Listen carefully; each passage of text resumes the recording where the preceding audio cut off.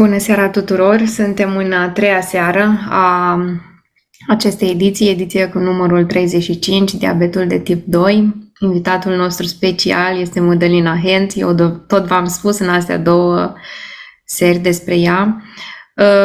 Cuvintele ar fi prea puține să o prezint. Pentru mine este un om de suflet și un om care a făcut diferența, pe lângă faptul că, da, este cu adevărat un terapeut holistic.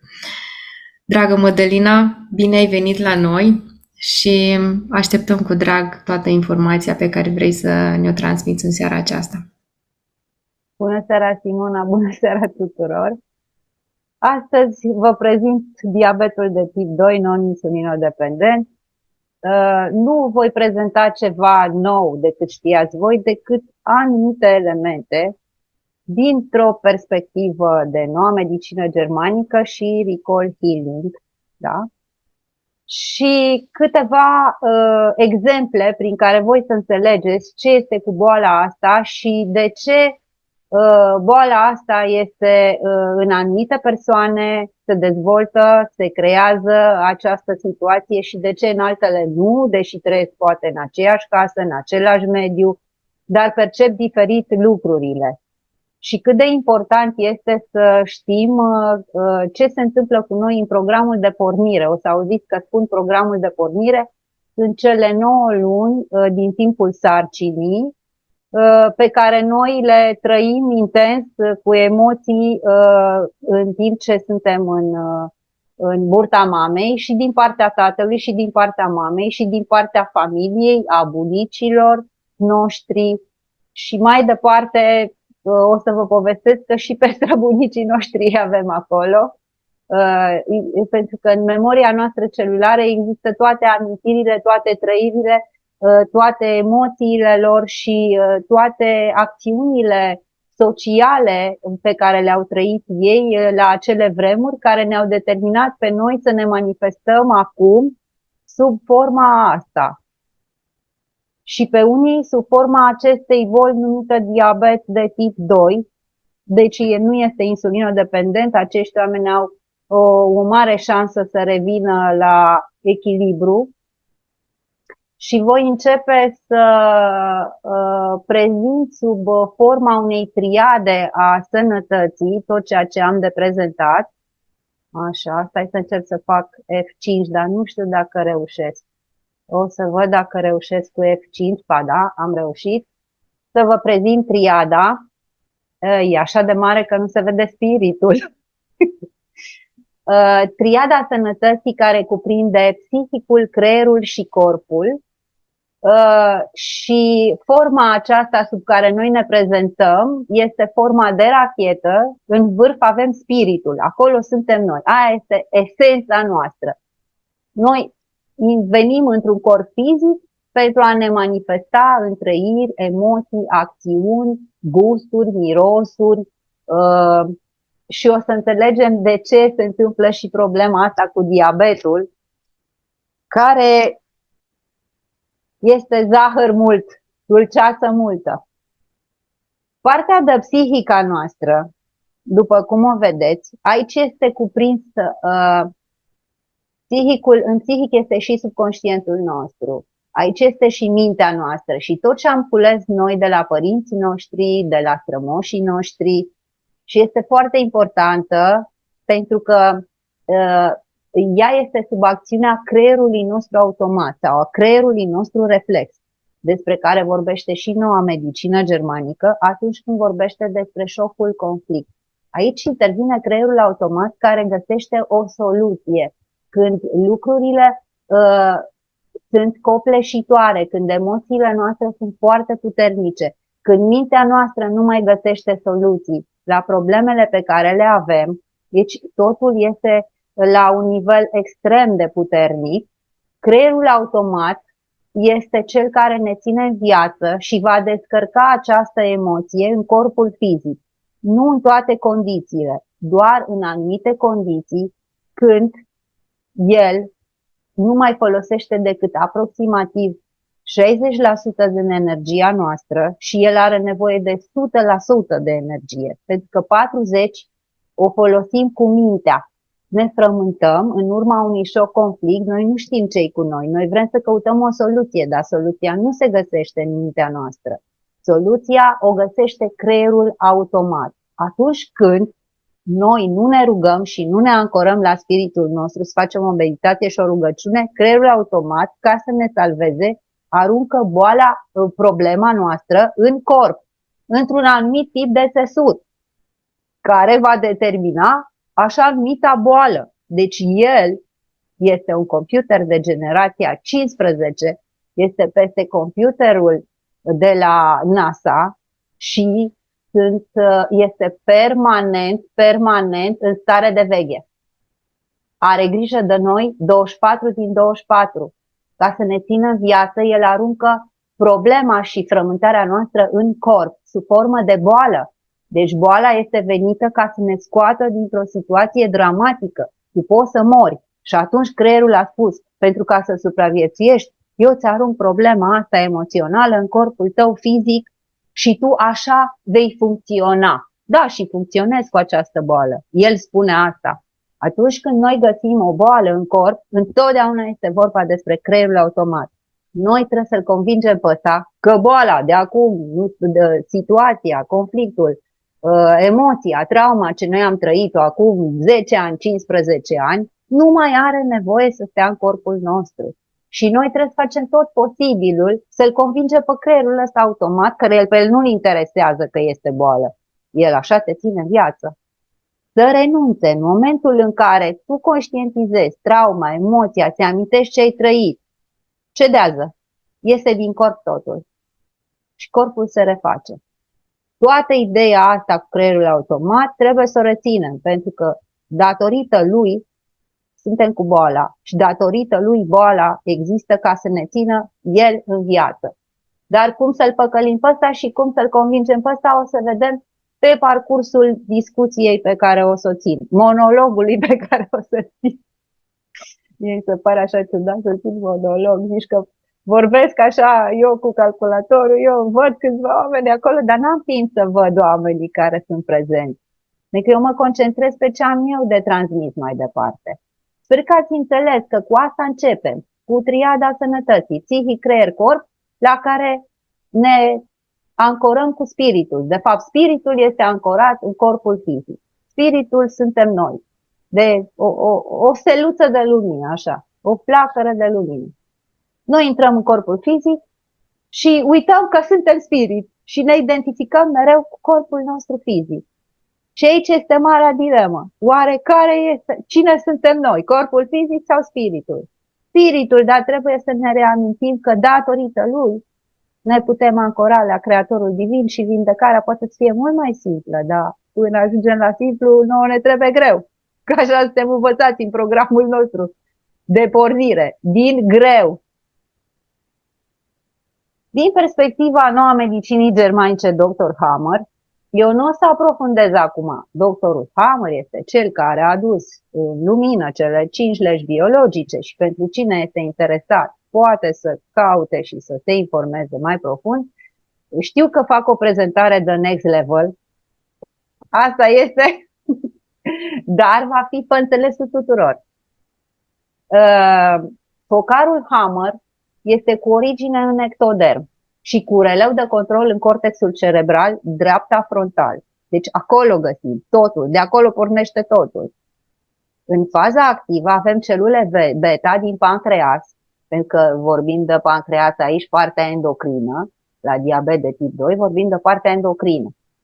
Când vorbim de partea exocrină, vorbim de partea digestivă, acolo sunt alte boli, pancreatite cronice, pancreatite acute, aia într-o altă serie de discuții. E foarte interesant să discutăm și despre partea digestivă. E super, îmi place așa de tare acolo, că acolo sunt secrete.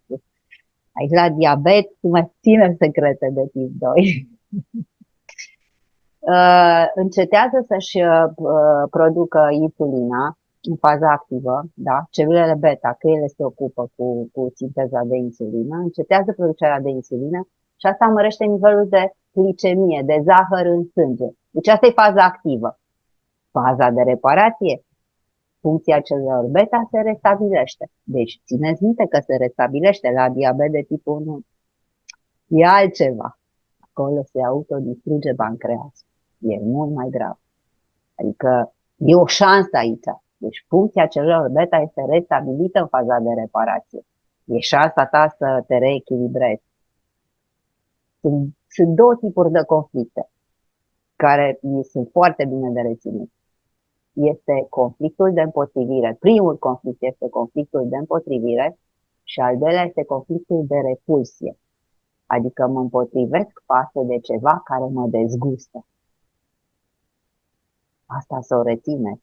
Deci mă împotrivesc față de ceva care mă dezgustă. Și odată sunt împotrivă și odată mă și dezgustă.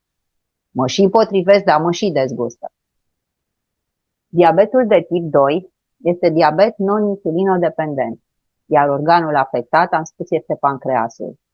Celulele beta-Langerhans ale pancreasului produc insulină pentru a îndepărta zahărul din sânge. În diabetul zaharat de tip 2 apare un nivel crescut al zahărului în sânge. Organismul păstrează zahărul în sânge în loc să-l depoziteze în mușchi și în ficat sub formă de glicogen. Deci o să vedeți de ce îl păstrează în sânge. Are treabă omul cu el. Insulina, care este secretată în mod normal de pancreas din celulele beta-Langerhans, se sistează sau scade, ceea ce duce la creșterea zahărului în sânge. Cine este insulina în mod simbolic?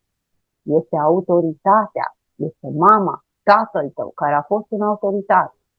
Stop insulină înseamnă îi pun stop lui tata, îi pun stop autorității, cu care eu am avut o mare împotrivire. Și ce fac? Cresc zahărul în sânge, cresc dulceața. O să vedeți cât de frumos stau lucrurile. Cum cresc eu dulceața? Uite, îi pun stop la insulină, îi pun stop lui tata, gata, mă revolt, nu mai sunt de acord cu el. Îl resping. Ăla e momentul în care îți crești zahărul în sânge, îți crești dulceața. Și o să vedeți și când o creșteți.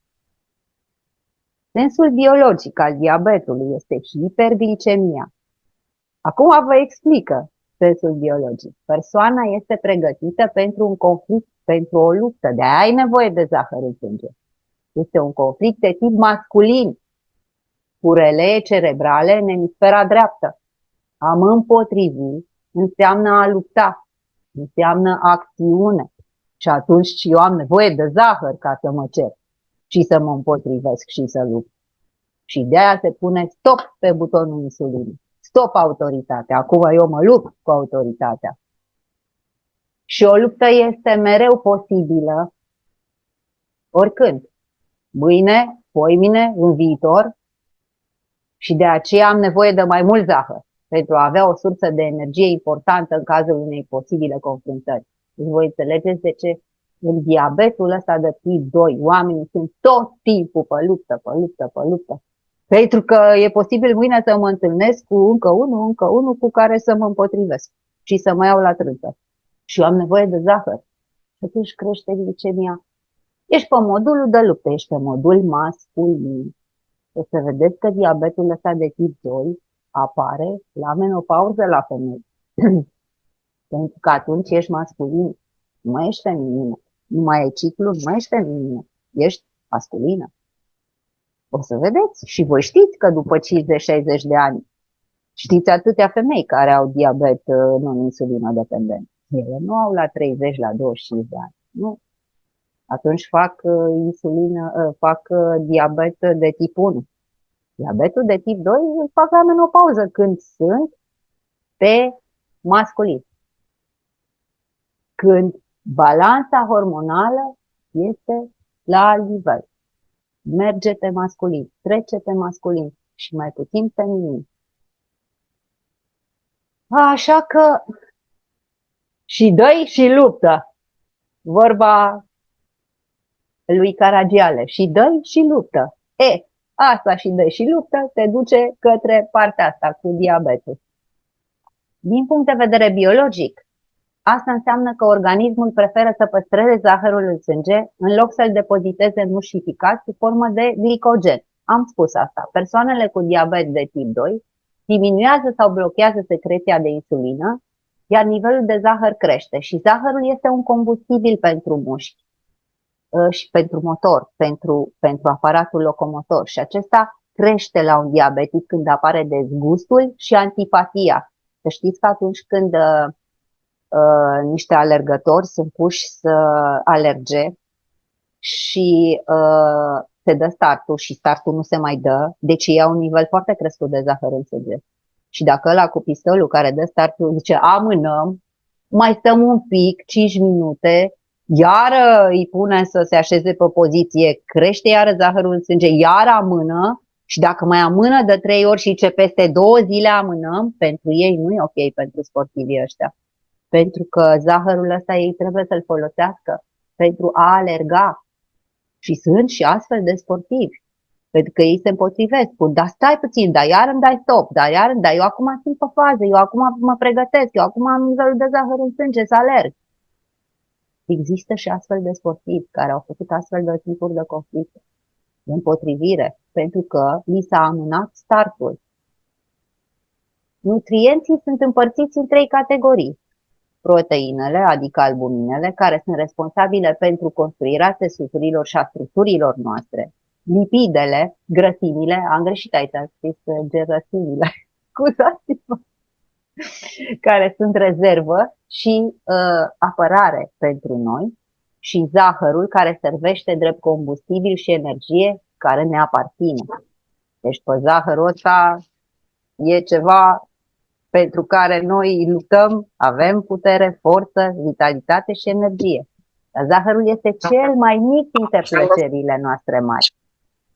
Este dulceața mamei. Este calmant și un drog pentru copii. De ce vor copiii dulce? Copiii vor dulce, nu mai dai țiții, dă-i bobonica. Și el își amintește de dulceața laptelui matern. Întotdeauna este așa. Și pe vremuri copiii primeau o bucată de zahăr când erau încărcați. Eu știu de la bunica mea că era bucuria lor când primeau astfel de bucățele de zahăr. Există și un factor de dependență în astfel de situații de diabet de tip 2, adică starea de bine a cuiva depinde de ceva care vine din exterior și insulina îi permite să fie absorbit. Există persoane care îți creează starea de bine, există situații care îți creează starea de bine și asta este o dependență. Să depinzi mereu de ceva exterior care să-ți dea starea de bine, astfel încât tu în interiorul tău niciodată nu ești vesel, tu mereu ești trist și aștepți ca cineva să vină din exterior să-ți dea o stare de bine.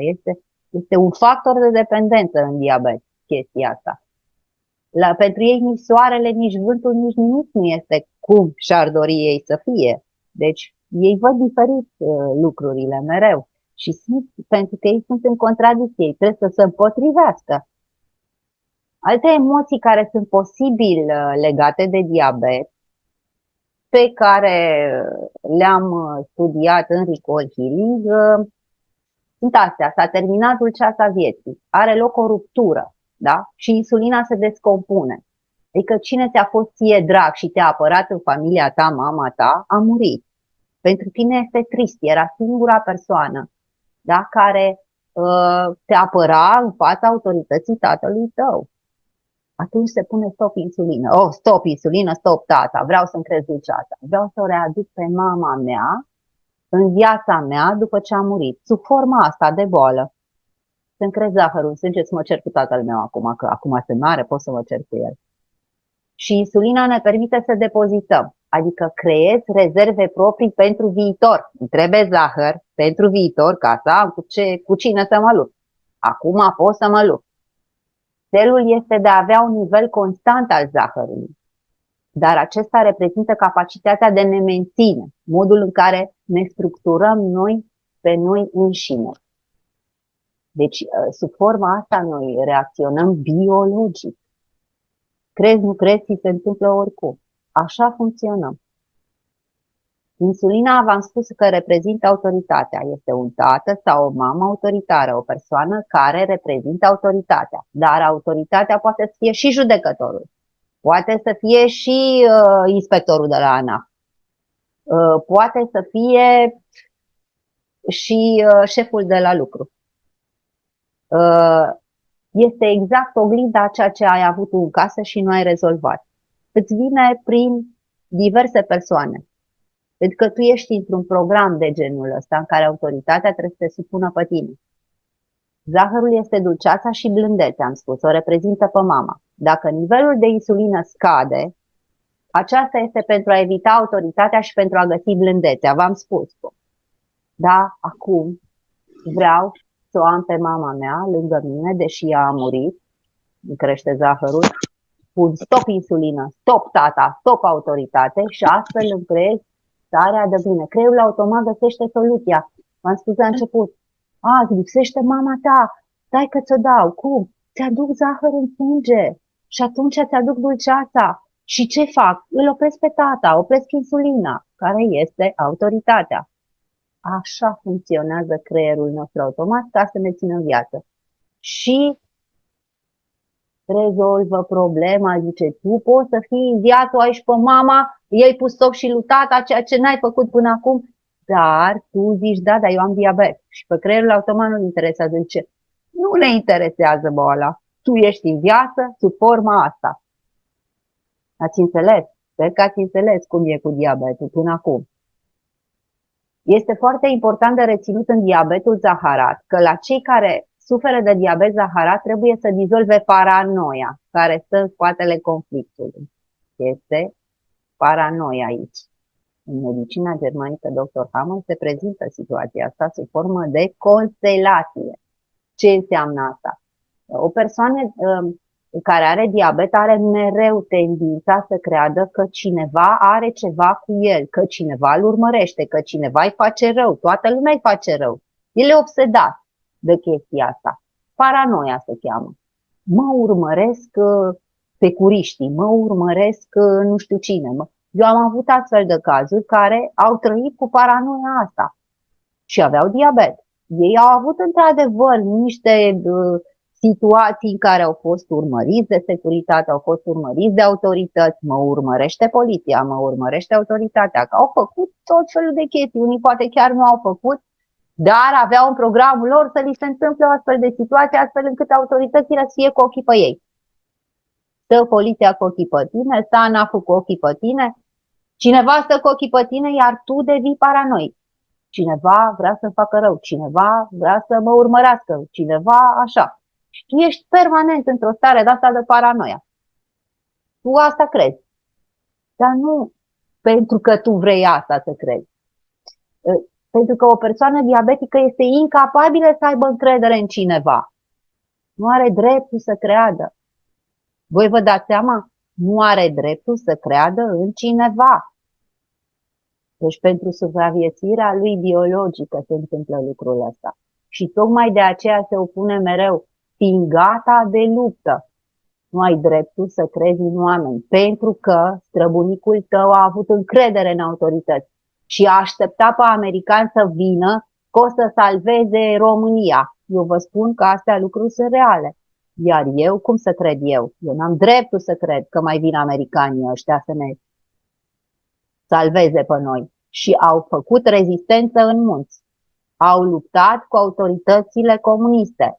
Și au făcut acolo un nucleu de rezistență care trăiește și care a trăit și a transmis mai departe către strămoșii, către predecesorii lui, că nu ai dreptul să crezi în oameni. Pentru că au fost trădări acolo și acolo poți să și cauți în istoria clanului tău de familie că au existat trădări în clan și tu nu ai dreptul să crezi doar pentru că ei au avut situația aia. Nu. Și atunci tu stai așa, că n-ai dreptul să crezi. Când te uiți la filmul ăsta și zici, ok, dar ce legătură am eu cu... Hai, uite, vezi, tu asta trăiești. Nu am încredere în oameni. Nu am încredere pentru că nu am dreptul să cred asta.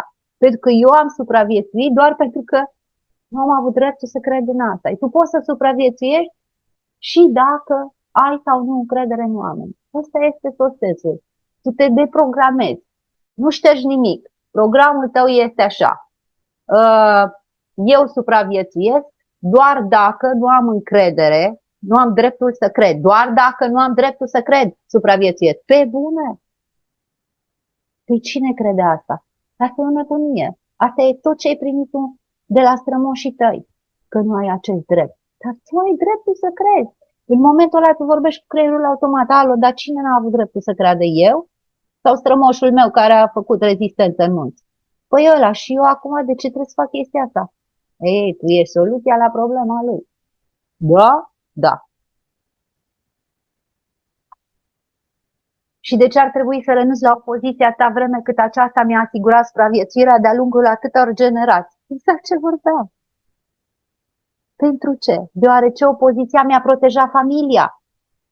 Subconștientul meu este atașat de aceasta și oricât de serios lucrez la acest aspect pentru a mă elibera, munca mea nu mi-aduce niciun rezultat.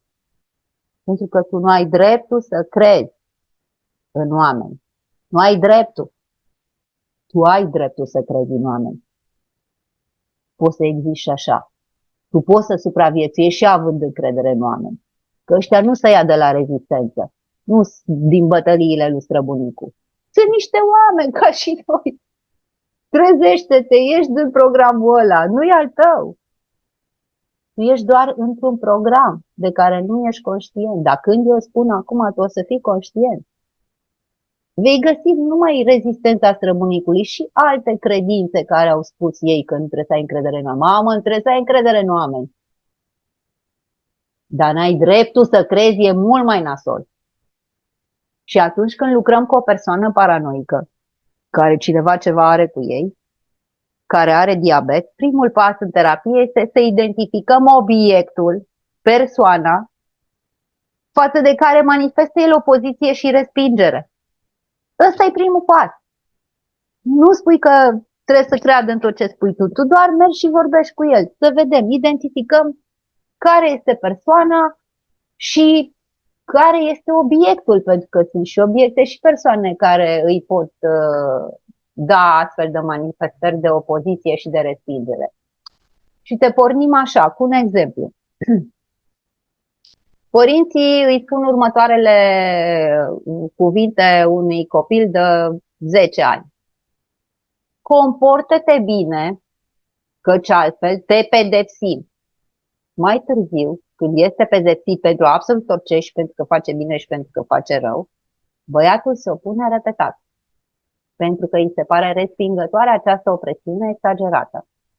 Ce va dezvolta? Diabet zaharat. Un alt exemplu, și v-am spus o femeie ce se întâmplă cu ea la menopauză, atunci îi debutează și diabetul, dar în anumite condiții. Și vă dau un exemplu. O femeie are 60 de ani și ea de 16 ani are un diabet sever, care a debutat la menopauză la 50 de ani. Ce înseamnă diabet sever? Adică are și retinopatie, are și neuropatie, are și un urcel varicos, dar astea nu sunt simptome de diabet. Adică n-au legătură cu pancreasul. Nu, astea au legătură cu aceeași situație în care se află femeia sau poate cu aceeași persoană. Ea a dezvoltat lucruri mult mai severe în corpul ei. Deci când se pune diagnosticul în medicina alopată este cu o ciorbă de simptome. Dar acele simptome sunt de fapt alte conflicte în plus față de conflictul de împotrivire, repulsie și respingere și dezgust pe care îl generează pancreasul prin atitudinea pe care o are omul. Deci vă rog eu frumos, când zice, băi, păi de la diabet se face și retinopatie, adică de la pancreas, nu, de la alte tipuri de conflicte pe care tu le trăiești în mod constant repetat, cum le-ai trăit și pe astea cu pancreasul, să faci diabetul, și toate se cumulează și spune, păi da, aia nu se întâmplă aia, că nu ți se coagulează, că nu aia, că nu ai, nu știu, că ai diabet. Nu e adevărat. Ai o lipsă poate de factor de coagulare și aia e tot un conflict, că nu ți se închide rana. Și neuropatia și nervii sunt altceva, alte tipuri de conflicte. Cu ce? Cu picioarele, trebuie să vezi unde nu pot să mă duc, unde eu mă potrivesc și nu pot să mă duc, sau cineva mi se împotrivește și nu pot să mă duc. Deci vă rog eu frumos, când vorbim de diabet, vorbim de pancreas, nu vorbim de ochi, nu vorbim de nervi, nu. Acestea sunt alte tipuri de conflicte. pe care medicina le vede la vârful icebergului și le bagă la pachet cu diabetul. Nu este neapărat necesar să vezi neuropatie, că are unul diabet, face neuropatie. Nu. Nu mai puneți programe în plus decât poate el să reducă. Și vorbim despre o femeie de 60 de ani, care de 16 ani are un diabet sever. Adică exact ce v-am povestit eu, toate simptomele puse la pachet. Și severitatea acestui diabet arăta cât de intens este conflictul său. Că soțul femeii avea un comportament asemănător unui bărbat tânăr, entuziasmat și cu un temperament așa viril. Și el la 60 ceva de ani. Și femeia era expusă frecvent unei seducții sexuale pe care ea nu o suporta, o respingea și la vârsta ei se părea respingător. Și în adâncul sufletului îi se opunea cu toată puterea. Și trăia permanent în conflict, dar nu făcea nimic, doar îi se opunea din adâncul sufletului. Această femeie a fost molestată sexual la 47 ani, în repetate rânduri de un vecin exhibiționist în vârstă. Deci ea are în spate ceva. Femeii, copil fiind, îi se părea dezgustător și se opunea cât putea acelui vecin. Dar acesta a fost conflictul ei programator. Pentru că în diabetul de tip 2 avem un conflict programator și unul declanșator. Când? Mai târziu, la bătrânețe. Ea la 47 ani are conflictul programator. Dar stați să vedeți că nu e așa. Urmează să vedem unde a fost în programul de pornire problema ei. Că n-a venit în aer. Nici vecinul ăla. Creierul automat trebuia să deruleze un program pe care el l-a învățat și doar așa ești în viață. Dacă respingi, dacă te afli într-o situație de genul ăsta. În timpul programului ei de pornire, când mama sa era însărcinată cu ea, mama ei refuză, ce poate să refuze? Toate pornirile sexuale, evident, tot ce se întâmpla ei la 47 ani, de fapt era problema mamei. Și ea trebuia să fie loială clanului de familie, nu? Că altfel nu ești în viață dacă nu ești loial clanului și nu preiei programele. Batele se le bate de programe și de loialitate de familie. Și când mama era însărcinată, ea refuza iară pornirile sexuale ale soțului ei. Și în felul ăsta putem să vedem clar legătura dintre programul de pornire, adică cele 9 luni de sarcină în care a trăit copilul, da, cu mama care mereu era îl refuza pe tata și nu-l mai suporta cu pornirile lui sexuale, conflictul programator de la 47 ani, când a venit vecinul exhibiționist, și conflictul declanșator când auzi ceva, bărbate, păi eu la vârsta asta m-am săturat. Atunci s-a declanșat diabetul. Și tu ești tot din ăla obsedat, a zis ea. Altă poveste. Cu un copil. Cu un copil care era un imigrant spaniol. Părinții ajung în Statele Unite și era singurul din clasă care nu participa la o vacanță de schi, pentru că părinții lui nu aveau suficienți bani ca să-l trimită în această vacanță de iarnă la schi. Și trebuia să anunțe în fața întregii clase că el nu poate să meargă în tabără. Dar el, în mintea lui, se opunea să facă deschisă chestia asta. Și atunci lucrul ăsta îi se părea pentru el umilitor, adică se temea să vorbească în fața tuturor că el este un imigrant și cu posibilități mai mici financiare. Și câteva zile el nu a putut să doarmă, doar pentru că trebuia să iasă în fața colegilor și să spună că nu au posibilități părinții să-l trimită la școala de schi. Și totuși vine ziua în care el trebuie să iasă în față și să acționeze. Dar înainte de toate, în mintea unui copil, ce credeți că este? Se duce la schi, ce e acolo? Zăpadă. E frumos la zăpadă. ce înseamnă zăpada, dulceața, bucuria vieții, de care el nu putea să aibă parte, pentru că părinții lui nu puteau să-i ofere această excursie. Și atunci a fost foarte greu. Și totuși a ieșit în fața clasei și o spună, clar, obligat să vorbească, că nu poate să vină.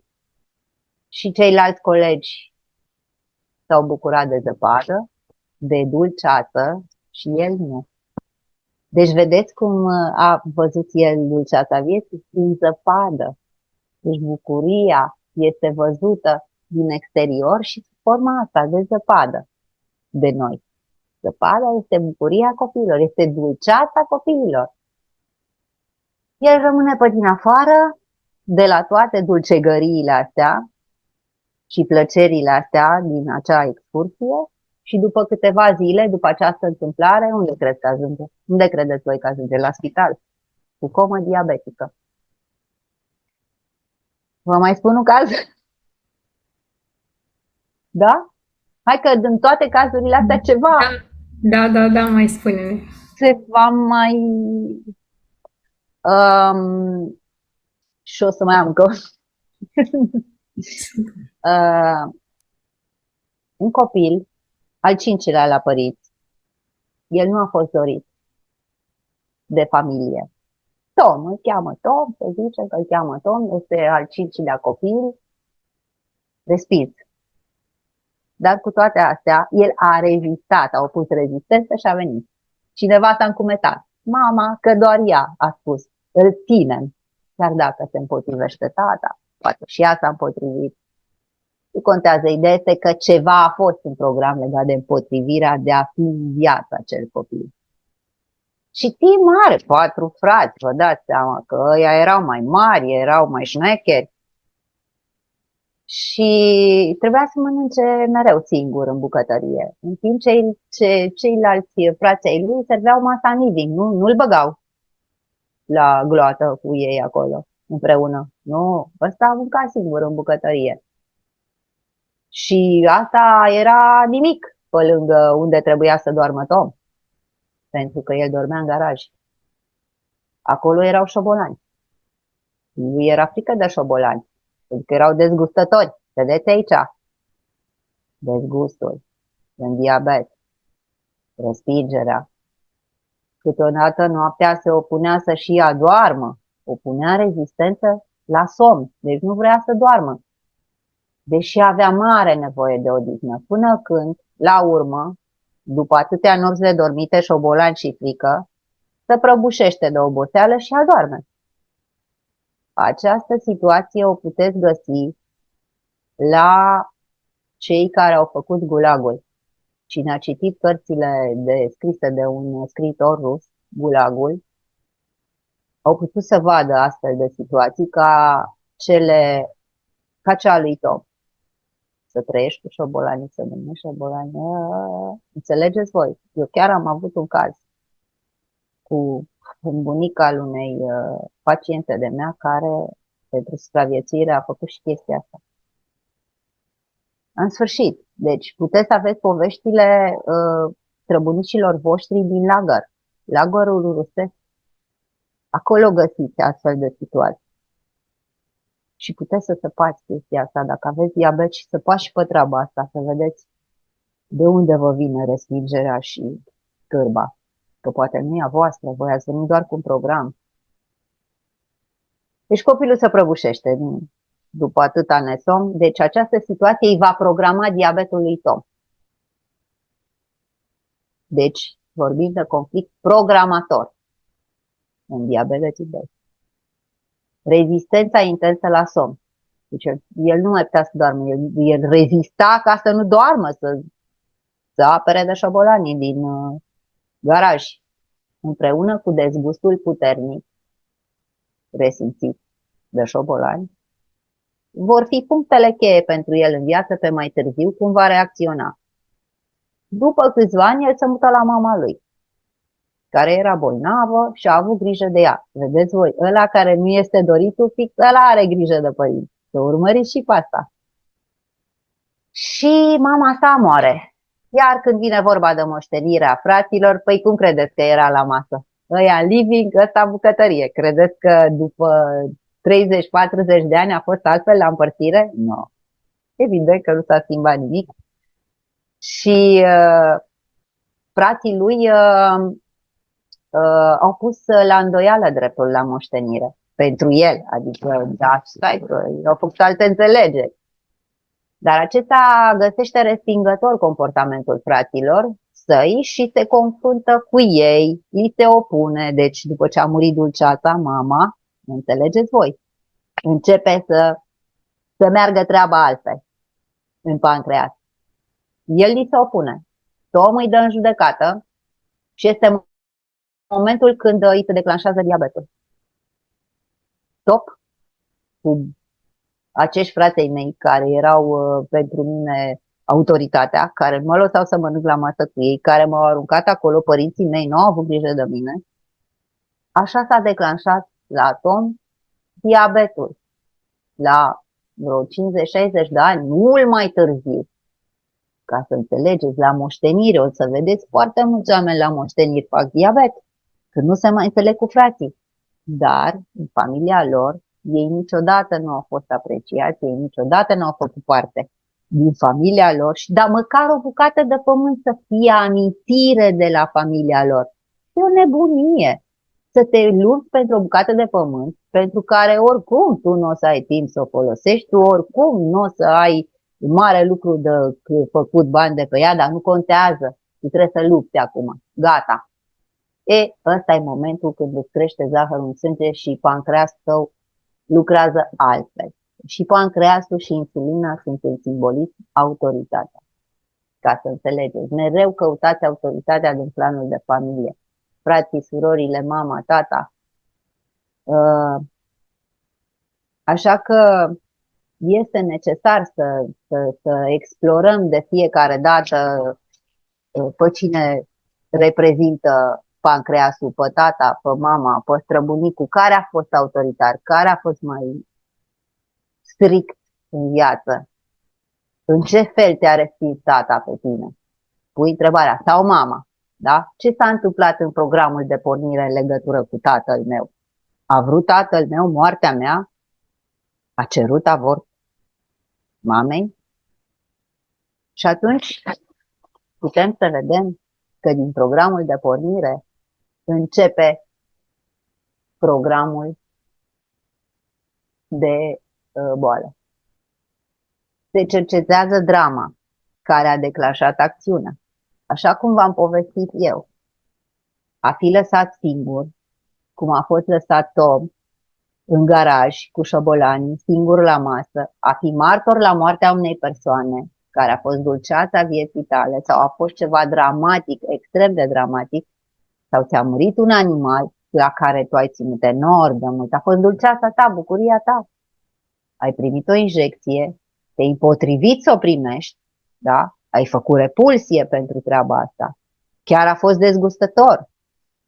Ai fost operat în niște condiții destul de nasoale, adică de urgență. Ai avut un accident în care ai văzut lucruri dramatice, dar tu ai scăpat cu bine, dar amintirile alea nu se șterg ușor. Sau poate ai petrecut o noapte în frig, ai fost dat afară de părinți și ai stat în frig, te-ai potrivit și n-ai avut niciun fel de sprijin. Te-ai certat cu tata tot timpul, el era un autoritar. Toate astea le cercetați. Să vedeți de unde s-a declanșat problema asta. Pentru că tot ceea ce ni se întâmplă este în acest bagaj emoțional. Mergând pe stradă, mergând cu mașina, am văzut o doamnă care avea o poșetă de genul ăsta, dar fix așa, o sacoșă, pe care scria bagajul emoțional. Eu eram la intersecție, ea avea un cățel și s-a intersectat, așteptam să se facă verde. Și nu se făcea repede verde acolo în zona unde așteptam la intersecție. Întâmplător, din ce am văzut, s-a întâlnit cu un tip care avea și el cățel ca și ea și începeau să comunice, dar ea era cu bagajul emoțional, dar fix așa era imaginea. Și m-a inspirat.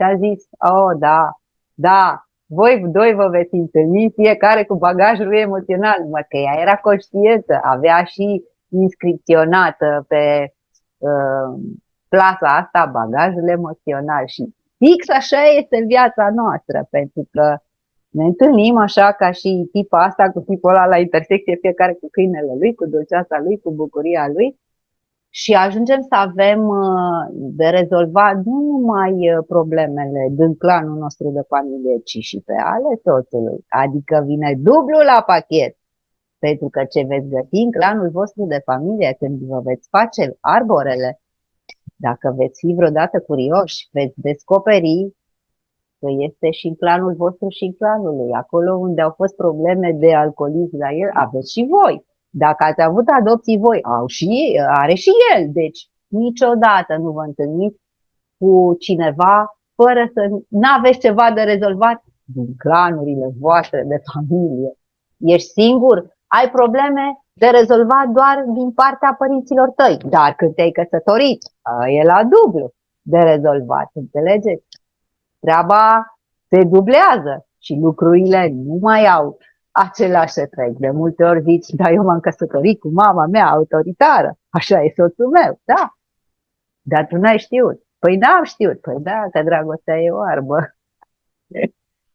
Așa se întâmplă mereu. Eu aici sunt ca să vă povestesc că aceste uleiuri esențiale în care și eu am o mare bucurie de a mă scălda zilnic și de a le folosi, echilibrează glicemia, susțin pancreasul. Despre vindecare eu v-am vorbit până acum. Cum se întâmplă vindecarea? Prin conștientizarea situației, prin căutarea cauzelor de unde ni se trag toate lucrurile astea, dar cum să facem să susținem, da? Pentru că, la diabet, eu nu am dreptul să cred în oameni, neîncrederea, da? Și eu controlez pe toată lumea. Că dacă n-am încredere, ce fac? Controlez. E clar, deci asta e felul meu de a acționa în viață. Când n-am încredere în oameni, îi controlez, să văd eu, că eu sunt paranoia, că poate face cineva ceva. Eu râd, așa este. Și atunci am propus o schemă pe care cu siguranță o veți găsi și voi în cărți, dar care chiar este viabilă. Și odată cu venirea lui Meta Power ăsta, chiar ne-a ajutat foarte mult să vedem că metabolismul se reglează și se reglează pe toate glandele noastre, adică nu doar pe partea de greutate și pe partea de nu știu ce. Chiar se reglează cu MetaPower și eu v-am propus aici combinația asta cu cilantro de control, cu juniper berry. Paima, frica, cineva mă urmărește, am trecut în niște emoții, stări îngrozitoare. Când nu găsești soluții și ești disperat cu juniper berry, e ok să îl miroși, să te dai un pic, să mai ieși de starea aia de panică, de frică. Cinnamon, te mai încălzească așa un pic. DDR Prime, iar o combinație foarte bună de ulei care acționează la nivel de ADN celular, este un regenerator celular, ține minte, deci eu știu ce vorbesc. La creier, acolo face bine. MetaPower capsule, MetaPower Assist. N-am băgat colagenul, să știți, în combinațiile pentru cei care au problemele astea cu diabet de tip 2, pentru că nu era nevoie la ei de colagen, deși e ok, e bine, nu le plăcea gustul. Bine, zic, nu forțăm pe ăștia, nu trebuie să-i forțezi, că ei oricum te resping, eu oricum nu cred tot ce spui. Așa de la început, tot ce am spus până acum, cine are diabet să nu creadă, deci nu trebuie să creadă tot ce am spus până acum. Asta este pentru mine de fiecare dată când am pacienți cu diabet, nu trebuie să crezi tot ce am spus până acum, pentru că tu nu ai dreptul să crezi. Și topic, să folosim pe proiecția pancreasului, să aplicăm un amestec de uleiuri esențiale diluate în ulei de cocos fracționat. Folosim Mongard, Cassia, Ginger, Zendocrine și 5-6 picături, 10 la 10-20 de ml de ulei de cocos fracționat, că este suficient. Așa că voi hotărâți cum să faceți ca lucrurile să funcționeze spre binele vostru. cam atât am avut eu de spus pentru ziua de astăzi și sper să vă fie cu adevărat benefic, pentru că și pentru mine n-a fost ușor să înțeleg ce-i cu pancreasul ăsta, ce vrea să spună omul ăsta, ce-i cu diabetul ăsta, bă, dar tot timpul ăștia niciodată nu sunt mulțumiți. Am înțeles că nu au dreptul să creadă în oameni. Și atunci, tot ce am spus până acum, pentru cei care au diabet, nu trebuie să creadă. Nu e obligatoriu să creadă tot ce am spus până acum. Și îi voi stârni așa. Vă mulțumesc pentru că m-ați ascultat și poate că într-un ritm mai alert decât sunteți voi obișnuite, că eu voi avea stilul vostru, eu am stilul meu. Fiecare cu stilul lui. Nu, Mădălina, să știi că eu sunt mai lentă, ceilalți sunt mai rapizi. Eu sunt cea care e un pic mai lentă. Mulțumesc tare mult. Dacă voi aveți întrebări și Am eu multe. în afara înregistrării, pentru că poate sunt întrebări personale și eu cine știe ce mai scot din mine, întrebări care deranjează și poate vor să știe mai puțin oameni. Ok, întrerupem pe Facebook și o să rămânem doar aici. Eu vă mulțumesc foarte mult pentru că m-ați ascultat și ne vom regăsi într-o altă acțiune de-a voastră și de-a mea, sub alte informații prețioase pentru noi toți. Vom învăța împreună cu voi toate lucrurile astea, să le punem în practică. Mulțumesc foarte mult!